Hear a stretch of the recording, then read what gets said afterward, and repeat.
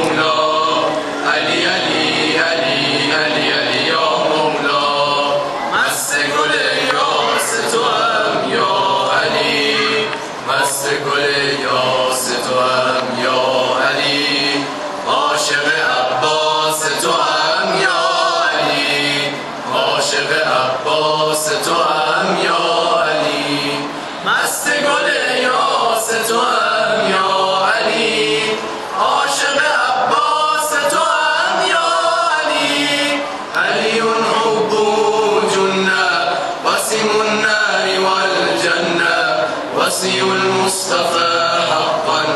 إمام الإنس والجنة علي حبه جنة قاسم النار والجنة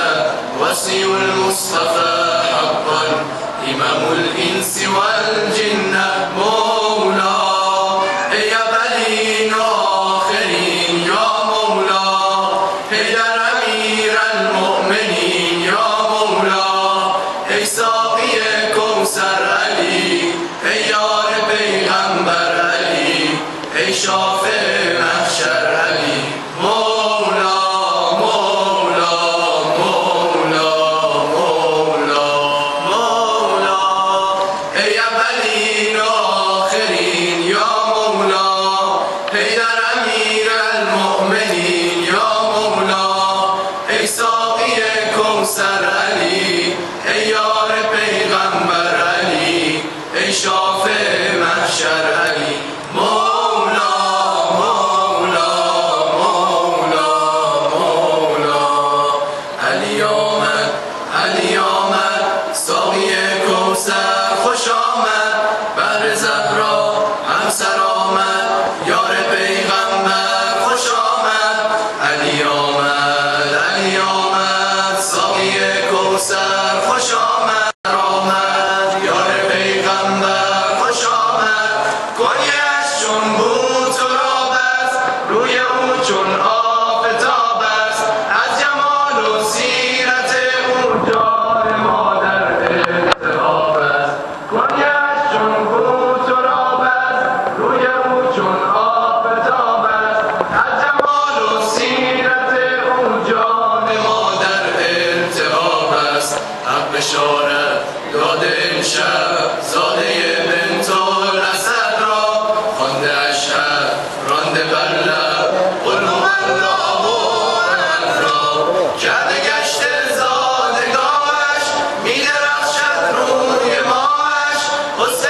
ایثار و ایمان دیدگانم فرش راهش کرده گشت زادگاهش می‌درخشد روی ماهش غصه ایثار و ایمان دیدگانم فرش راهش آسمان گشته چراغان نور اب گردیده تابان با قدوم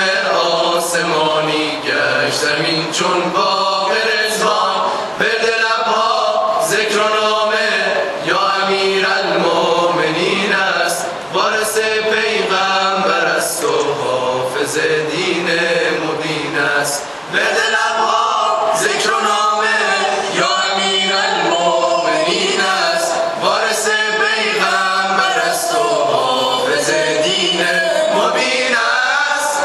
صلوات